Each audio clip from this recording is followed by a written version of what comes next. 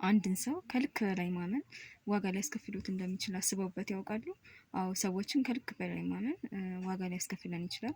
ምክንያቱም ስለ ችግራችን አንድን ሰው በምንጠይቅበት ሰዓት ያ ሰው ኔጌቲቭ የሆነ ሀሳብ በውስጡ ካለ ኔጌቲቭ የሆነ ኮሜንት ሊሰጠን ይችላል ማለት ነው። እኛ ደግሞ ያንን ነገር የመተግበር ቻንሳችን ከፍ ያለ ነው ማለት ነው። ምክንያቱም ሰውየውን ስለምናምነው።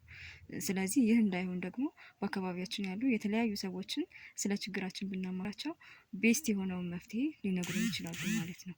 እስኪ ቀጣዩ ቪዲዮውን ይመልከቱትና ስለዚህ ቪዲዮ ምን ሀሳብ አሉት ኮሜንት ላይ ያስቀምጡልኝ። ሰብስክራይብ ማድረግም እንዳይረሳ። መልካም ቀን። በድሮ ጊዜ ይኖር የነበረ አንድ ስጋ ሻጭ ነበረ።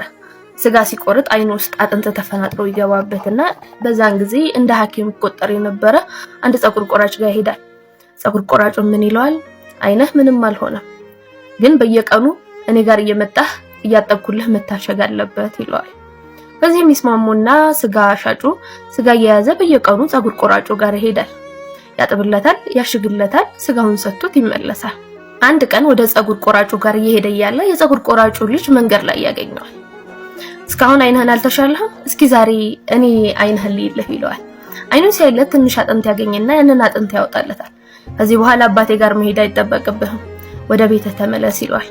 ልጅየው ወደ ቤቱ ይሄድና አባቴ ዛሬ ምሳ ምንድነው ይለዋል።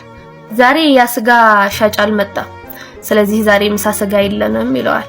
እንዴ እሱ እኮ አይመጣም፣ መንገድ ላይ አግኝቼው አይኑ ውስጥ አጥንት አግኝቼ አወጣሁለት አለው። ሰውየውን በጣም ይናደድና አጥንቱን እኮ የተውኩት አውቄ ነው፣ በየቀኑ እኛ ስጋ እንድንበላ ስላሰብኩ ነው አለ።